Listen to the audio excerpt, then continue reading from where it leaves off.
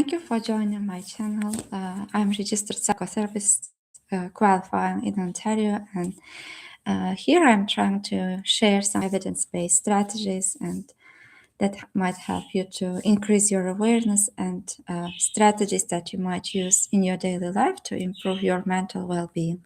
And today we will be discussing about psychological resilience. Life doesn't move in a straight line. There are moments of growth, joy, and stability, but there are also periods of uncertainty, disappointment, and emotional exhaustion. And when difficult moments arrive, many people ask themselves a powerful question: why do some people collapse under pressure where others manage to stand up again? And I'm working with people who had motor vehicle accidents, and some of them they turn back into daily life faster than others, even if they have similar injuries. And according to research, also, it shows that when people are using strategies, their resources in order to recover, healing happens faster. And mindset is also important, how people are responding and what meaning the people are making of events that are happening. It's not always possible to control what's happening to us to external factors, but we can always choose how to respond to stress, to challenges, and to experiences we are having. Psychological resilience is not about being unaffected by pain. It's not about pretending that everything is fine or suppressing emotions. Resilience is the ability to experience difficulty without losing the capacity to move forward. And resilient people still might feel sad, anxious, scared, and disappointed. There would be stress in their lives, but these emotions don't define their entire identity or future. And many people believe resilience is something you either born with or without, but according to research, resilience is not a fixed trait, it's a psychological skill that can be developed.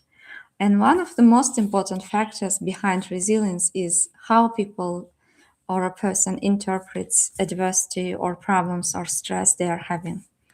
When something difficult happens, our minds generally begin to create a story, exaggerate, to think about worst case scenarios, to think about just negative points. But some people tell themselves, this proves I'm weak, nothing even works for me, my life is ruined. But resilient people tend to tell a different story. They may say, this is painful, this is difficult, this is stressful, but this is not the end of my story and it's not going to define who am I. And they choose to respond differently and to see the challenges from different perspective, focusing on what can be changed, how they can grow from it, how they can develop better skills to cope with challenges they are having. So the difference is in interpretation changes how the brain responds to stress. When we see adversity as permanent and personal, stress becomes overwhelming and even more. But when we see adversity as temporary and contextual, the brain stays more flexible and better able to generate solutions to see possibilities rather than just problems.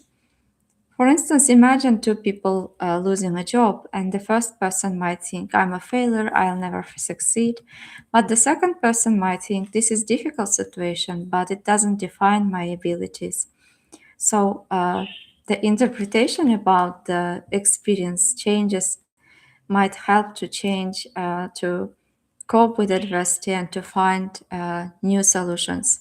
So external event is the same, but the internal interpretation changes a lot. And psychological resilience is also deeply connected to emotional regulation.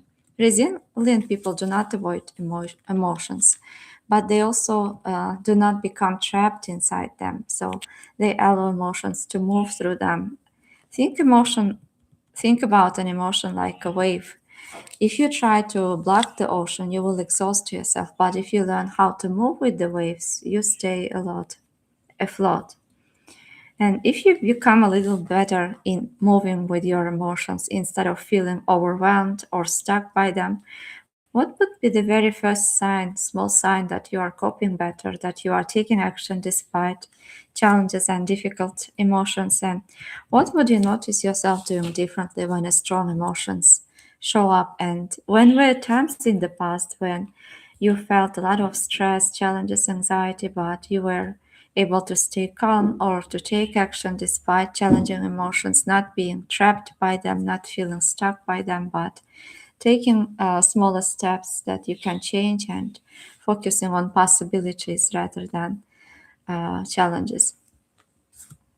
So, another important element of resilience is connection. Humans are not designed to endure hardship alone, and supportive relationships act as emotional anchors during difficult times.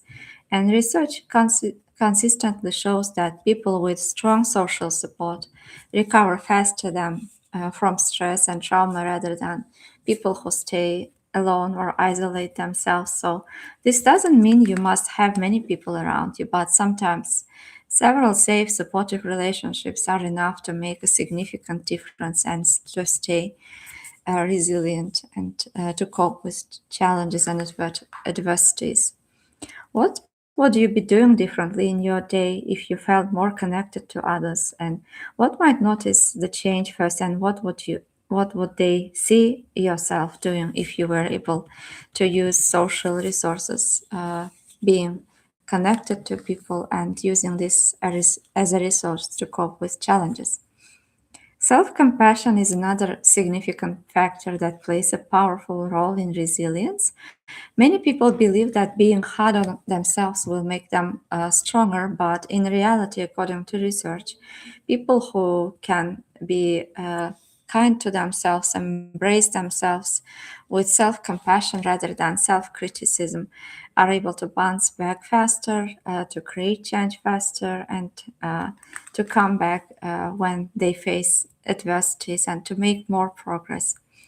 When you treat yourself with understanding during difficult moments, your nervous system calms down and the brain becomes more capable of generating solutions and thinking about possibilities. Think about the difficult period you went through in the past. At that time, it might have felt unbearable, but somehow you moved forward. And try asking yourself what helped you to survive those moments. How did you cope? What helped you? Which supportive people? Which strategies? Which qualities? Which strengths did you use? And what made it possible? What was there about you that helped you to use those resources and skills? And what difference did it create in your life when you were able to keep going and keep taking small steps, even at times when it felt impossible? Your answer may reveal the resilience you already carry within you. Sometimes we underestimate our own capacity to recover. But resilience often grows quietly through experiences. It grows each time when you face something difficult and continue moving forward, and it grows each time when you allow yourself to feel pain without losing hope. And it grows each time when you remember that your current situation is not the final chapter of your story, but it might be teaching you something it may can be making you stronger. It might be showing you lack of skills maybe that you need to develop to cope with situation. And psychological resilience doesn't mean life becomes easy. It means that when life becomes difficult, you trust your ability to navigate through it. And if this video resonated with you, subscribe to my channel, like my video, and you can always ask your questions in the comments.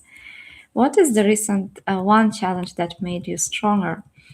Don't forget to answer, to leave your questions in the comments. And if you are experiencing considerable stress, anxiety, or depression symptoms, don't hesitate to reach out for professional support. See you next time and take care of yourself.